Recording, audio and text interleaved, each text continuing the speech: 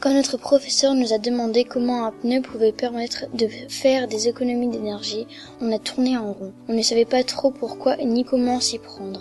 Et puis, à force de tourner, on a eu une idée.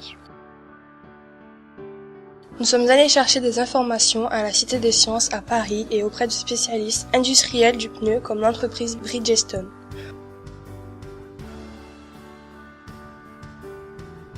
On a compris que l'énergie était un enjeu important pour le développement durable et l'avenir de notre planète. Tout d'abord, nous avons essayé de comprendre pourquoi un pneu consommait de l'énergie.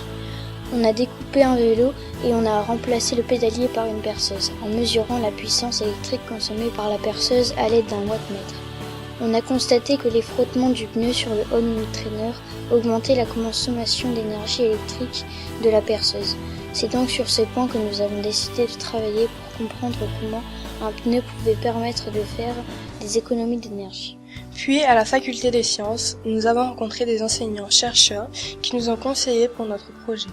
Ils nous ont dit que la mesure de la température était une bonne idée pour évaluer la quantité d'énergie, mais qu'il fallait vérifier la conductivité thermique du pneu. Nous avons alors décidé de choisir 3 paramètres pour évaluer la consommation d'énergie du pneu: la pression, le poids exercé et la vitesse. À l'aide d'une caméra thermique prêtée par le laboratoire de génie civil de l'université de Béthune, nous avons observé et mesuré l'évolution de la température dans le pneu.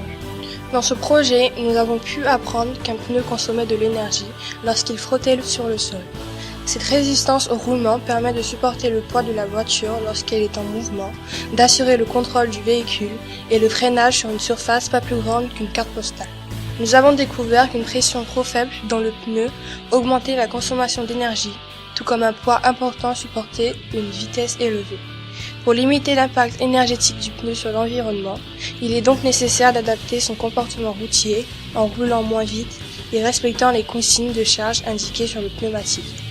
Mais le plus important reste de contrôler régulièrement la pression pour éviter de rouler sous-gonflé, ce qui est dangereux pour la conduite et qui provoque beaucoup plus de frottement et donc une plus grande consommation d'énergie.